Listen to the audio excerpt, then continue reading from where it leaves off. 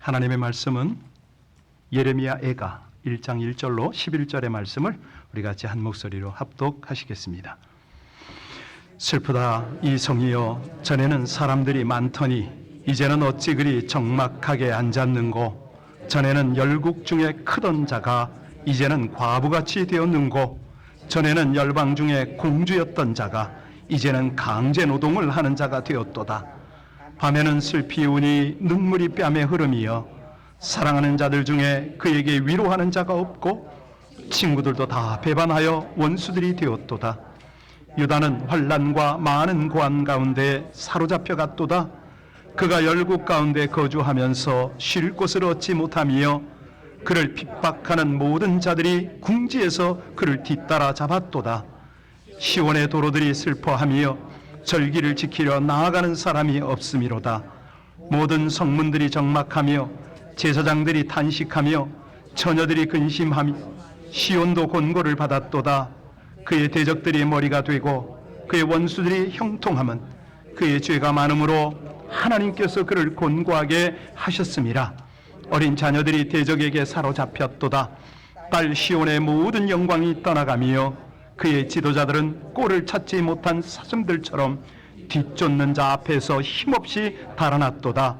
예루살렘이 환난과 유리하는 고통을 당하는 날에 옛날의 모든 즐거움을 기억하였으며 그의 백성이 대적의 손에 넘어졌으나 그를 돕는 자가 없었고 대적들은 그의 멸망을 비웃는도다. 예루살렘이 크게 범죄함으로 조속거리가 되었으니 전에 그에게 영광을 돌리던 모든 사람이 그의 벗어났음을 보고 업신여김이여 그는 탄식하며 물러가는도다. 그의 더러운 것이 그의 옷깃에 묻어 있으나 그의 나중을 생각하지 아니하며 그러므로 놀랍도록 낮아져도 그를 위로할 자가 없도다.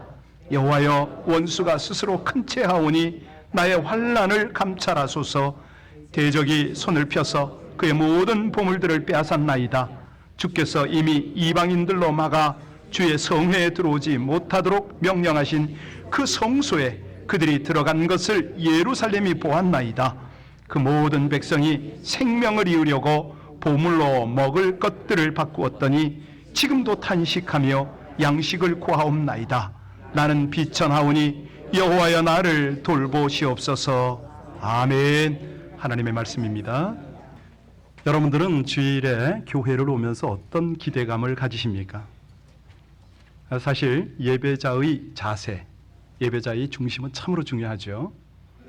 이 예배를 소위 섬기고 이끌어간다고 하는 목사는 어떤 자세로 올까요? 네, 아침에 샤워부터 굉장히 긴장을 합니다. 그리고 눈에 들어오는 모든 것들을 하나님의 눈과 마음으로 볼 수는 없을까? 하나님, 평소에는 제가 좀 흐트러졌어도 주일 여러 성도들과 함께 드리는 예배의 자리를 바른 자세로 나갈 수 있기를 원합니다. 눈에 들어오는 모든 환경들을 하나님의 눈과 마음으로 보려고 애를 씁니다. 방금처럼 우리 성가대가 전심을 다하여 찬양을 드릴 때 하나님이 어떻게 보실까? 하나님 기쁘세요? 라고 묻기도 합니다. 그럴 때 하나님이 주신 감동이 있어요. 여러분들 감동 느끼시죠? 예, 벅찬 감격 때문에 살짝 눈물도 비치기도 하고 하나님의 은혜가 아주 가슴 깊이 풍성하게 밀려오는 것을 느낍니다. 여러분과 저는 오늘 쉽게 읽지 않는 예레미야 애가 편을 지금 보고 있습니다. 예레미야 애가 무슨 뜻인지 다 아시죠? 누가 기록을 했죠? 왜요? 어떤 내용이죠? 예, 애가라는 그 자체가 사실은 좀 서글퍼요. 그래서 여러 성경을 읽다가도 이 부분에 오면 쉽게 이렇게 스킵하고 넘어가기도 하고 그러죠. 애가 무슨 뜻입니까? 슬픈 애, 노래 가짜, 슬픈 노래. 왜 슬픕니까? 예레미야가 어떤 상황에서 이렇게 구슬픈 노래를 불렀죠?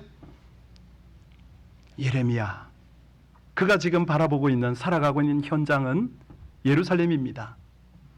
예루살렘이 초토화가 된 거예요. 아니, 하나님의 징계로 인하여 폐허가 되었습니다. 이 모습을 바라보던 예레미야는 슬픔의 눈물을 흘릴 수밖에 없어요. 그 슬픔을 표현한 노래가 예레미야 애가입니다. 사실은요, 예레미야처럼 시대적 감각이 있고 영적인 감성이 있는 사람은 하나님의 눈과 마음을 가지고 그 상황을 바라볼 때에 하나님의 마음을 느낄 수밖에 없죠. 하나님이 슬퍼하실 때 함께 슬퍼하고, 하나님이 눈물을 흐를 때 그 마음의 눈물이 같이 흐르는 것입니다. 세상 살면서 눈물을 안 흘릴 수는 없지요. 그런데 그 눈물의 종류가 참 많지 않습니까? 좋은 눈물이 있습니다. 좋은 눈물을 꼽으라면 대표적으로 한 3가지를 꼽을 수가 있는데, 그 3가지가 뭐냐면 신뢰의 눈물, 연민의 눈물, 그리고 가장 아름다운 회개의 눈물이 있죠. 그러니까 여러분들이나 제가 너무 힘든 상황에서 누군가 와서 따뜻하게 손을 내밀어주고 격려해주고 위로의 말을 들려줄 때 여러분들 어때요? 가슴이 뭉클합니다. 그리고 나도 모르게 눈물이 핑 돌지요. 작은 정성에 감동해서 흘리는 눈물을 신뢰의 눈물이다, 이렇게 구분한다면 불쌍히 여겨주고 정말 이심전심 하나가 되어서 어떻게 내가 이걸 도와주질 못해서 안타까워서 그 공감의 마음이 전달될 때에 뭐 가족 간에 또 어떤 그런 사랑의 감격에 빠져서 흘리는 그런 눈물을 우리는 연민의 눈물이다, 이렇게 표현할 수도 있어요. 그런데 그것과는 비교가 안 되는 아름다운 눈물이 있으니 어떤 눈물이다? 그렇습니다. 회개의 눈물. 그러니까 이거는 일반 눈물이 아닙니다. 죄도 씻어지지만 영혼이 맑아지는 눈물이거든요. 그건 영적인 감격, 감동이 있는 그런 눈물입니다. 그런데 이런 눈물을 누가 흘리느냐? 아무나 흘리는 거 아니죠. 인격이 있어야, 인성이 돼야 이런 눈물도 있는 거 아닙니까? 영성이 있어야 바른 회개, 참 회개의 눈물이 있는 거죠. 오늘 이 예레미야가 흘리는 눈물을 보면 이 3가지가 다 포함된 것 같아요. 왜? 하나님이 택한 나라가 망했거든요. 하나님이 그처럼 사랑하고 그래서 구원하고 인도한 백성들이 지금 망했거든요. 무엇보다 하나님을 예배하던 성전이 파괴가 되었어요. 폐허가 되었어요. 그런데 눈으로 보인 건 그러하지만 그의 영안은 하나님의 영광이 떠나는 걸 지금 보고 있는 거예요. 이게 웬일이냐?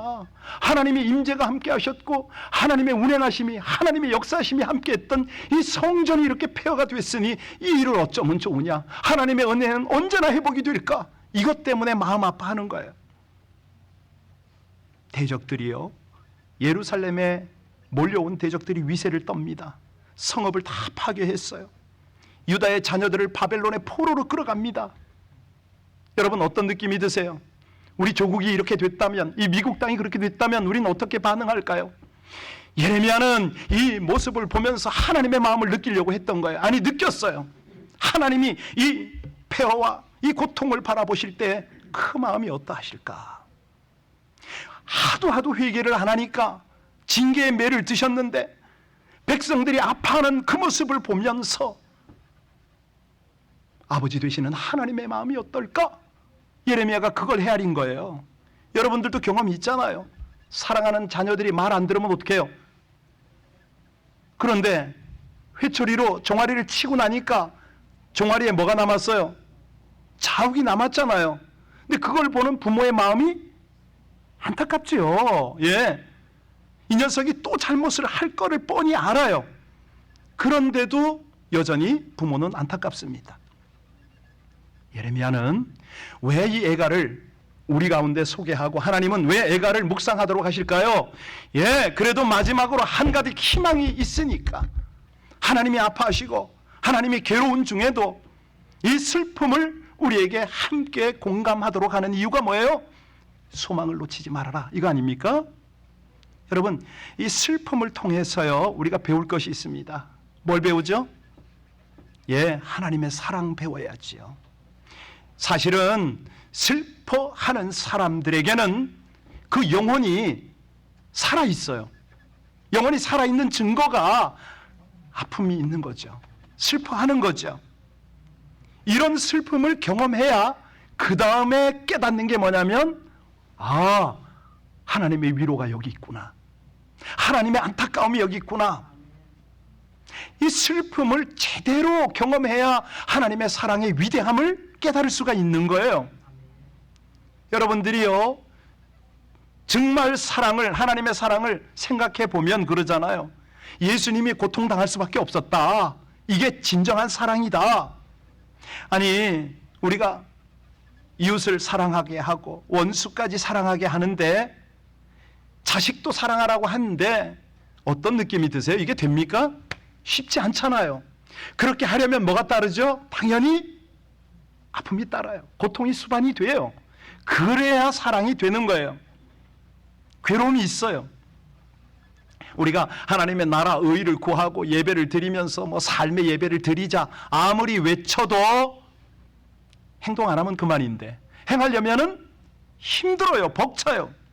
그래서 우리는 이 하나님의 슬픔을 이해하고 넘어가야 됩니다. 자, 우리 1장 1절 같이 한번 봉독합니다. 슬프다 이 성이여, 전에는 사람들이 많더니 이제는 어찌 그리 적막하게 앉았는고. 전에는 열국 중에 크던 자가 이제는 과부같이 되었는고. 전에는 열방 중에 공주였던 자가 이제는 하하 한마디로 볼 수 없더라 내가. 아니, 이렇게 처참한 건 둘째치고 이제는 적막강산이 되었구나. 사람도 제대로 찾아볼 수가 없구나. 이런 내용 아닙니까? 그래서 눈물이 흐릅니다. 어디에서? 침상에서, 길거리에서 눈물이 흘러요. 2절 보시겠습니다. 같이 우리 우는 마음으로 읽겠습니다. 밤에는 슬피 우니 눈물이 밤에 흐름이여, 사랑하던 자들 중에 그에게 위로하는 자가 없고 친구들도 다 배반하여. 예, 이 사랑하는 자들이, 위로하는 자들이 다 없어졌어요. 어디를 갔습니까? 그렇지요. 아니, 포로로 끌려갔거나 죽었거나, 남은 자들도 다 숨어버렸거나, 아주 악한 몇몇은 배신을 때려서 상대방의 협조를 하거나, 그러니까 찾을 수가 없는 거예요. 예전에는 유다가 떨칠 때는요, 조공바치고 함께 협력하고 연합해서 살아가던 모든 나라도 이제는 적이 되어버렸습니다. 심지어 에돔은 예루살렘에 들어와서 약탈까지 해가네요. 4절 한번 볼까요? 4절 같이 읽습니다. 시온의 도로들이 슬퍼하며 절기를 지키려 나아가는 사람이 없음이로다. 모든 성문들이 적막하며 제사장들이 탄식하며 처녀들이 근심하며. 시온도, 이거 그대로 띄워놓으세요. 여러분, 중요한 게 뭐냐면 시온의 대로는 어디로 가는 길이죠? 성전으로 가는 길이죠. 그죠? 자, 시온의 대로에 사람들이 없어요. 절기를 지키러 가야 되는데, 예배를 드리러 가야 되는데 사람이 없다는 거예요. 텅 빈 시온의 대로, 적막한 성전. 그래서 예배를 인도해야 될 목사들이 탄식하고 있답니다. 여러분, 이게 누구의 현실이다? 잘 보셔야 됩니다. 지금 전 세계의 이상기후와 말도 안 되는 전쟁과 미국의 상황, 특별히 교회 상황을 똑바로 직시를 해야 됩니다. 제가 설명할 테니까요, 여러분들이 잊지 마시고 기도하셔야 됩니다. 미국의 기독교 역사가 몇 년이다? 500년 가까워요. 하나하나 좀 설명을 할 테니까 그냥 가능하면 외우세요. 이거는 랄프레 리서치가 한 거의 정확한 통계예요. 여러분, 미국의 최대 교단이 어디죠? 세계 최대의 교단이 어디입니까? 예, 100년 만에 큰 감소세가 지금 나타나고 있습니다. 원래 우리 교단의 교인이 지금 1322만 명. 그런데 이 통계는 2021년보다 45만 명이 줄었어요. 지금 계속 줄고 있어요. 그러니까 지난 3년 동안 계속 매년 교인이 줄면서 이 통계는 1970년 이후에 최저 수치입니다. 여러분 잘 아시듯이 미국의 연합감리교회가 최근에 한 2,000교회가 탈퇴했잖아요. 왜요?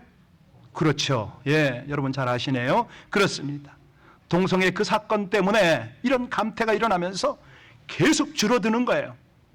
미국 사니까 여러분들은 미국의 크리스천이 몇 %인지는 아시겠죠? 몇 퍼센트입니까? 1990년까지는 90%였어요. 기독교 인구가. 그러던 것이 2020년에 와서 60%예요. 2년 지났어요. 지금 3년째 지금 들어가고 있는데 앞으로 수년 이내에 50% 미만으로 떨어진다는 거예요. 교회로 가는 사람이 줄어요. 지금 이 에레미야 애가는 그 당시 이야기가 아니고 깨달으셨어요? 심각한 거예요. 너무너무 이게 어떻게 하면 좋겠어요? 목사들이, 사역자들이, 전도사들이, 우리 성도님들이 텅 빈 교회에서 탄식할 날이 온다는 거 아니에요. 그런데 문제는 하나님의 영광이 거기서 떠났다는 거 아니에요? 6절 보시겠습니다. 6절 같이 봅니다. 딸 시온의 모든 영광이 떠나가며 그의 지도자들은 꼴을 찾지 못한 사슴들처럼 뒤쫓는 자 앞에서 힘없이 달아났도다. 히브리어의 표현은 성의 딸이 뭐냐면 이 점령당하지 않은 그런 성, 이런 걸 표현할 때 써요. 점령당하지 않은 신앙, 뭐 이런 걸 표현하는 거죠. 그런데 그 바벨론 군대에게 짓밟히고 있는 거예요. 그것조차. 그러니까 영광이 떠나가는 거죠. 여러분, 마지막 때가 되면요, 우리의 신앙이 짓밟힙니다. 지금 이미 시작이 됐습니다. 여러분, 자녀들이 없으니까 잘 모르실 텐데요, 지금 초등학교, 중학교 심각합니다. 금요 예배 오시는 분들한테는 잠깐 말씀드리고 함께 기도하고 있는데요, 어느 정도인지 아세요? 초등학생이 부모 허락 없이 호르몬, 남자애가 나 여자 느낌 들어, 여성 호르몬 먹어요. 그냥 델리버리 해요. 의논 없이 수술한다니까요. 안 믿어지세요? 이게 미국의 현실이에요. 지금 신앙은 말할 것도 없죠. 7절 보실까요? 영광이 떠나가면 어떻게 됩니까? 예루살렘이 환난과 유리하는 고통을 당하는 날에 옛날의 모든 즐거움을 기억하였으며 그의 백성이 대적의 손에 넘어졌으나 그를 돕는 자가 없었고 대적들은, 네, 그렇습니다. 힘없이 무너지는 예루살렘을 바벨론 군대가 비웃었습니다. 지금 똑같은 상황이죠. 오늘날 교회가 이렇게 힘이 빠지고 좌충우돌하고 온갖 범죄에 노출된 것을 세상 사람들은 조롱하잖아요. 비웃잖아요. 이대로 가면요, 이대로 가면 더 심각한 일로 조롱을 받게 됩니다. 여러분, 이게 남의 일이 아니에요. 이 모습을 보는 우리 주님의 마음이 얼마나 서글플까요? 자, 그러면 오늘 중요한 원인은 찾아야죠. 원인은 찾아야 대안을 만들어낼 테니까 그 징계와 파멸의 원인이 뭐냐? 8절입니다. 같이 읽겠습니다. 예루살렘이 크게 범죄함으로 조속거리가 되었으니 전에 그에게 영광을 돌리던 모든 사람이 그의 벗어났음을 보고 업신여김이요 그는 탄식하며 예루살렘을 바라보고 부럽다, 니네 하나님 최고다 하던 사람들이 이제는 조롱하고 업신여깁니다. 왜요? 왜요? 예, 잘 읽으세요. 왜요? 예루살렘이 어떻게 했다고요? 어떻게 범죄했어요? 크게 범죄함으로. 예, 여러분, 이 큰 범죄가 뭔지 아세요? 잘 들으셔요. 예루살렘이요, 자기들은 선민이라고 생각을 했어요. 하나님께서 예루살렘에 시온성을 세우셨다고 생각을 했어요. 하나님의 택함 받은 백성, 하나님이 세운 허락하신 성전, 여기를 하나님이 파괴하실 수 없다라고 생각을 한 거예요. 이게 범죄예요. 잘 들으세요. 너무너무 심각합니다.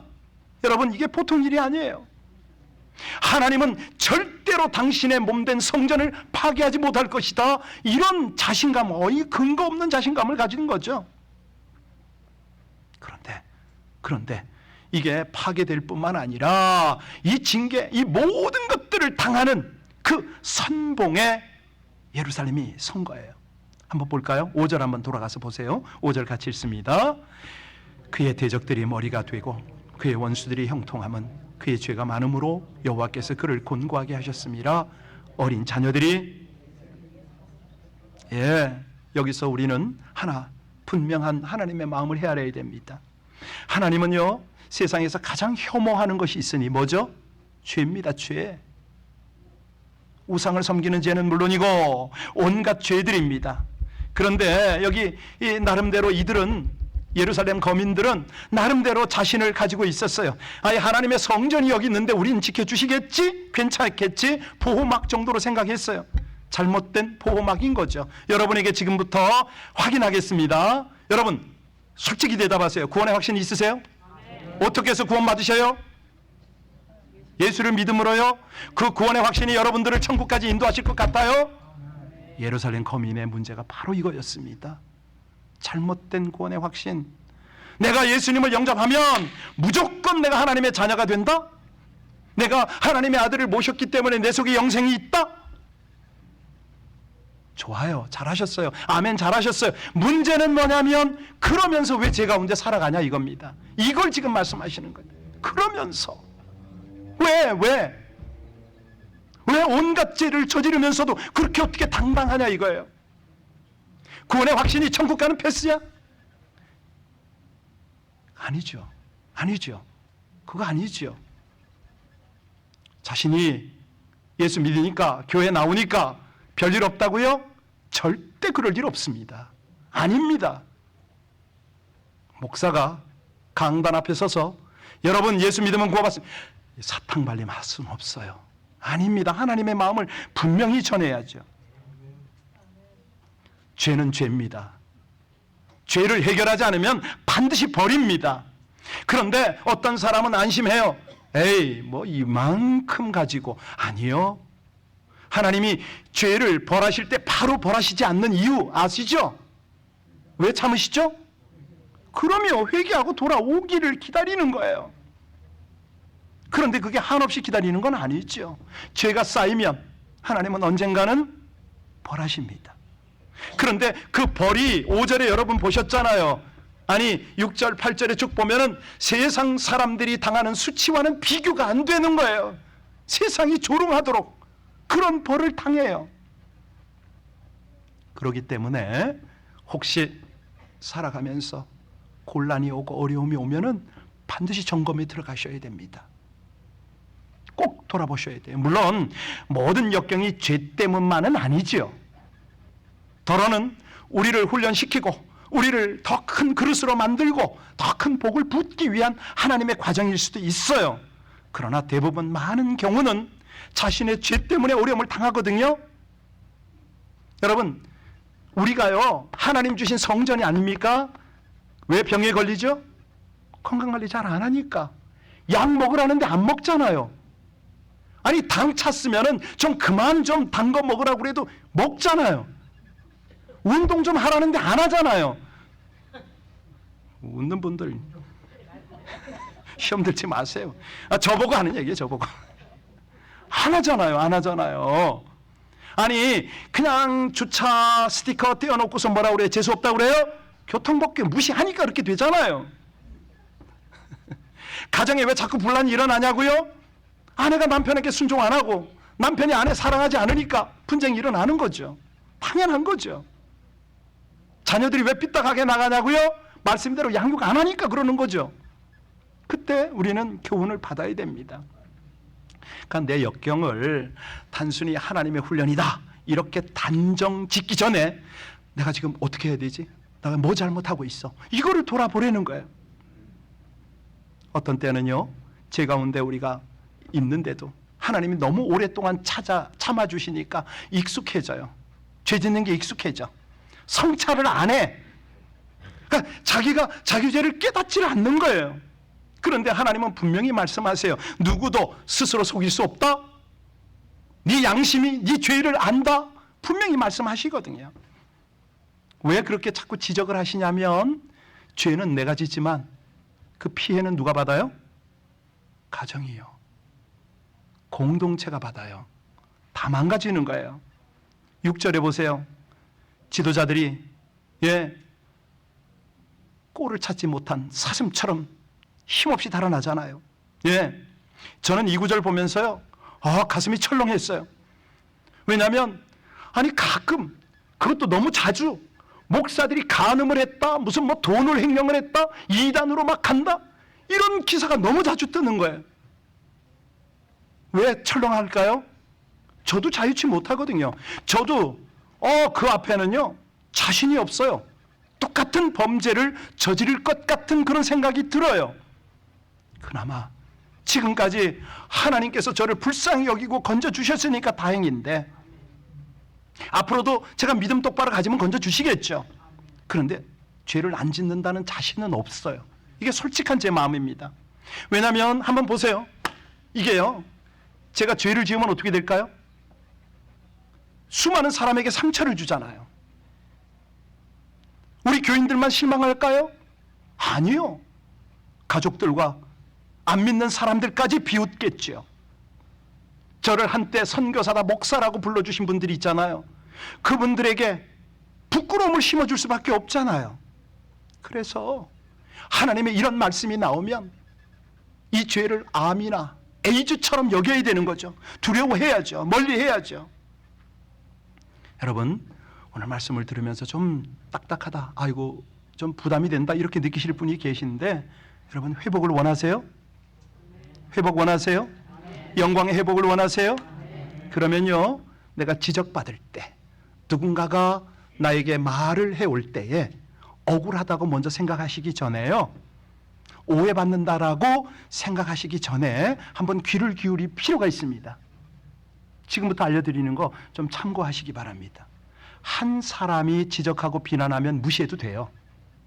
그런데 두 사람 이상 그걸 지적하고 비난하면 그때부터는 심각하게 받아들여야 됩니다. 왜냐하면 우리는 하나님의 음성에 영적 귀가 열려 있질 않아요. 하나님 말씀하시는데 이걸 못 들으니까. 하나님께서는 두 사람, 세 사람을 통해서 말씀하세요. 그때는 그걸 믿어야 됩니다. 그리고 주변에 깨어서 기도하는 이웃에게 당신이 볼 때, 당신이 기도할 때 하나님께서 내가 점검하고 회개하기 원하는 죄가 뭔지를 좀 알려달라고, 이렇게 들어가야 돼요. 그때부터 하나님의 은혜를 주시는데, 그와 함께 애통하며 기도하는 거죠. 여러분, 예배드리다가 기도하다가 애통의 눈물을 좀 흘려보셨나요? 회개하면서. 나뿐만 아니라 상대의 죄를 회개해 주다가 애통의 눈물을 흘려보신 적이 있나요? 있어야 돼요. 그렇지 않으면 양심에 화인 맞은 거죠. 우리 예수님이요, 팔복을 말씀하시면서 애통하는 자는 뭐가 있다고 그래요? 어떤 복이에요? 저가 위로를 받을 것이며, 이렇게 말씀하셨잖아요. 그런데 요거 조금 살펴야 됩니다. 여러분, 애통이 뭔지는 아시죠? 예레미야처럼 슬픔이 깊어지면 그거를, 그렇죠, 애통이라고 그러죠. 이 애통은 뭐냐면 영혼의 고통을 치유해요. 육신의 고통뿐만 아닙니다. 영혼을 치유합니다. 이 애통은 특별히 다른 사람의 죄를 위하고 공동체의 허물을 위해서 기도하는 애통은요, 하나님 은총의 통로가 돼요. 기가 막힌 거예요. 그러니까 이 슬픈 애통의 눈물은 모두를 치유하는 거예요. 모두를 회복시키는 거예요. 그래서 A.W. 토저가 그런 말을 해요. 성경은 눈물 속에 쓰였기 때문에 눈물 앞에 최고의 보물을 내놓는다. 울면서 하나님의 말씀을 대하면 거기서 기가 막힌 하나님의 레마가 쏟아져 나오는 거예요. 놀라운 하나님의 위로가 함께하는 거예요. 여러분, 잘 아셔야 되는데요, 예수 믿는다는 거는 처음에 하나님의 은혜를 많이 받아요. 예를 들어서 뭐 캔디, 예? 그죠? 솜사탕 같은 이런 은혜가 막 밀려와. 처음에 교회 나오면 기도하면 하나님께서 즉각 응답해요. 그 다음엔 어떻게 될까요? 이제 자라야 되니까, 믿음에서 좀 자라야 되니까 그걸 다 뺏어요. 왜요? 왜 뺐죠? 사탕도 과자도 다 빼앗으세요. 왜? 슬픔을 주시려고. 왜 슬픔을 주시나요? 거룩함에 이르게 하려고. 바로 그거예요. 그러니까 이 슬픔으로 정화를 이루어요. 영혼의 정화를 이루는 거예요. 그런데 하나님은 그 작업을 딱 끝나면은, 그 작업이 끝내면 뭘 주세요? 세상이 줄 수 없는 기쁨을 주세요. 평안을 주시는 거예요. 이 애통의 슬픔의 눈물의 과정을 거치게 하면서 보이지 않던 내 죄가 보이기 시작하고, 그 부끄러운 모습을 보면서 회개의 눈물을 흘리게 하시니까 그 다음에 이제 거룩에 이르게 하는 거예요. 여러분, 회개의 눈물은요, 죄를 씻어내는 스펀지라고 누가 말했어요. 여러분, 예수 믿고 나면 눈물이 있어야 돼요. 예배를 제대로 드릴 때는 눈물이 있어요. 경험하셨죠? 왜? 하나님의 위로가 거기 함께 하려고. 위로라는 말을 잘 이해하셔야 됩니다. 애통하는 자는 복이 있나니. 저희가 뭘 받는다고요? 위로라는 말이 뭐냐면 파라클레오예요. 파라클레오. 옆으로 끌어오다, 이런 뜻입니다. 애통하면 주님 옆으로 끌어오다. 내 사랑하는 자녀를 끌어와서 안아주고 위로해주고, 이거예요. 이거 가령 이런 거죠. 이것도 우리는 실감 못해요. 영적으로 눈도 안 열리고 마음도 안 열려서 잘 모르는데, 가령 이런 거예요. 베드로가 나 절대 주님 부인 안 합니다 하다가 새벽 올 때 3번 부인했잖아요. 그러고 나서 베드로가 어떡하죠? 애통하고 통곡하죠. 눈물을 흘려요. 그런데 그 다음에 어떻게 했어요? 숨어버렸잖아요. 어디로요? 고향으로 가버렸어요. 그러면 애통하는 자는 복이 있나니 저희가 위로를 받을 것이라고 그랬는데 그 말이 안 되잖아요. 그런데 우리 주님 어떻게 위로했죠? 찾아가시잖아요. 숨어버린 그곳까지 찾아가서 그 옆에서 조반 마련 다 해주고, 그리고 위로해 주시는 거잖아요. 그랬더니 이 주님을 만나고 위로받았던 베드로가 어떡합니까? 그때부터는 어떤 환난, 고난, 핍박이 와도 두려워하지 않아요. 순교의 자리까지 나갔잖아요. 예? 어떻게? 그때부터는 보이지 않는 보혜사 성령께서 자기 옆에 위로자로 함께하는 걸 알았거든요. 그 길을 가는 거예요. 여러분, 그렇습니다. 자신뿐만 아니라 가족의, 성도의 죄를 보고 애통하며 눈물을 흘릴 때 이 주님의 위로가 함께 하심을 믿으시기 바랍니다. 그때요, 그때 이 정결함 때문에 하늘의 평안을 누리게 되는 거죠. 아세요? 오늘 저와 여러분이 550장 찬송을 불렀거든요. 그 550장 찬송을 가사를 보면요, 너무너무 가슴에 와닿아요. 오늘 이 메시지하고 아주 흡사해요. 우리 3절 같이 한번 할까요? 3절 같이 한번. 예, 550장.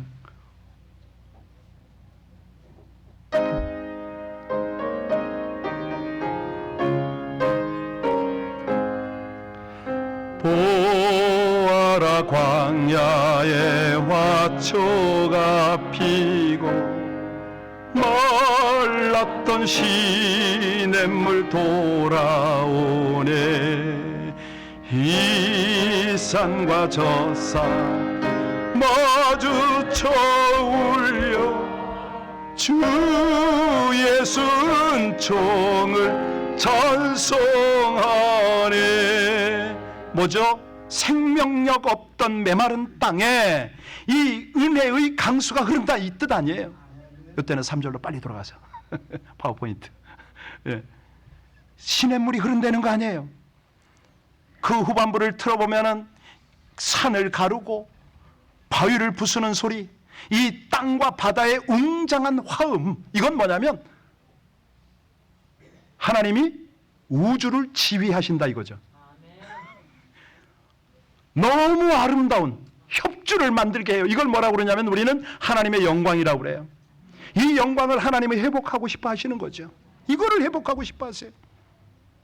우린 이 신앙 고백으로 하나님 앞에 나가는 겁니다. 4절 다시 한번 할까요? 4절입니다.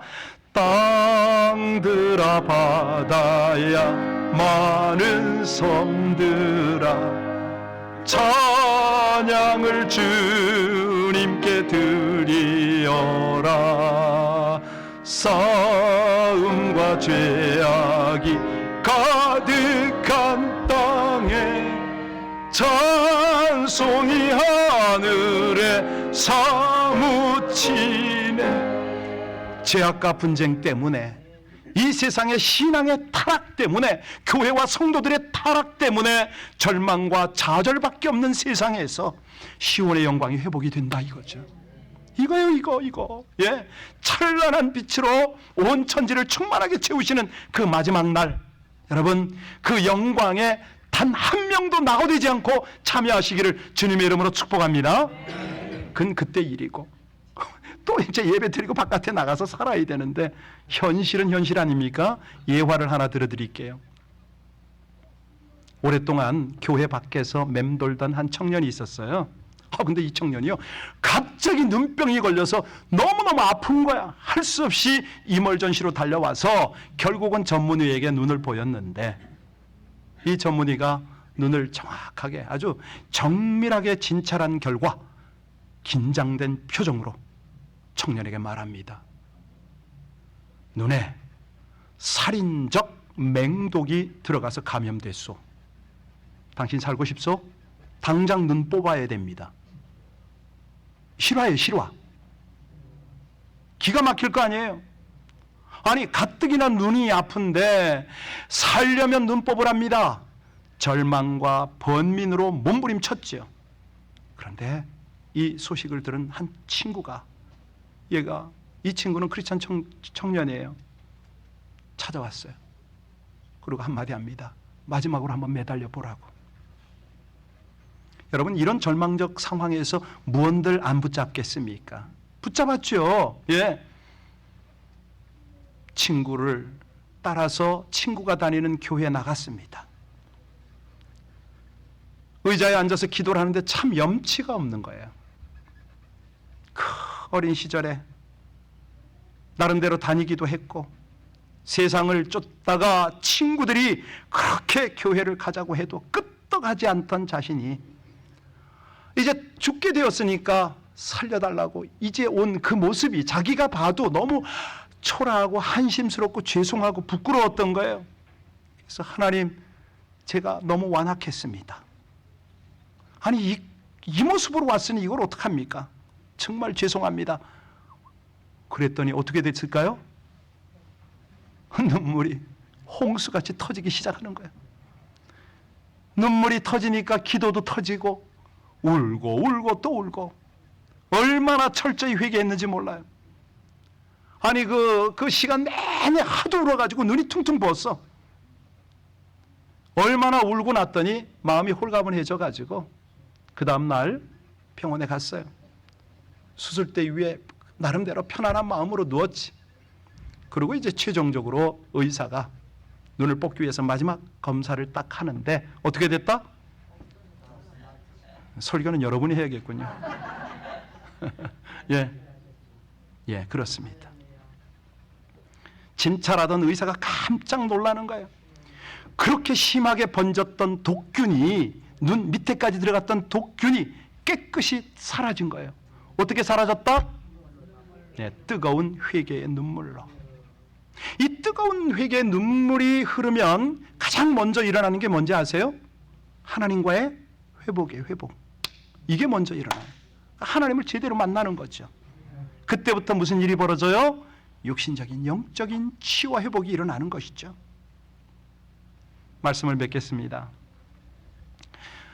애통 없이는 영광스러운 회복이 없습니다. 이게 오늘 결론입니다. 슬픔, 주님의 마음으로 슬퍼하고 그렇게 울면서 마지막 영광을 바라보는 거죠. 우리 예수님이요, 그 말씀을 하셨잖아요. 너희가 즐거워할 때 즐거워하지 않고, 즐거울 때 즐거워하지 않고, 애통할 때 울지를 않네. 이 세대는 얼마나 독하냐 가슴을 쳤어요. 그러면서 당신께서도 스스로 여러 번 우셨어요. 누가 보면 자주 나오죠. 왜? 주님 스스로도 눈물 앞에 약하시거든요. 예루살렘의 최후의 날을 보고 우시고. 여러분, 지금 그렇습니다. 주님이요, 이 시대를 바라보면 마지막 종말, 아주 종말 중에도 종말을 살고 있는 우리들을 향하여 교회가 지금 이렇게 내리막을 꽂고 있는 이 상황 앞에서 네 자신, 너희 가정, 너희 교회를 보고 너희가 울지 않을 그 도전을 하시는 거예요.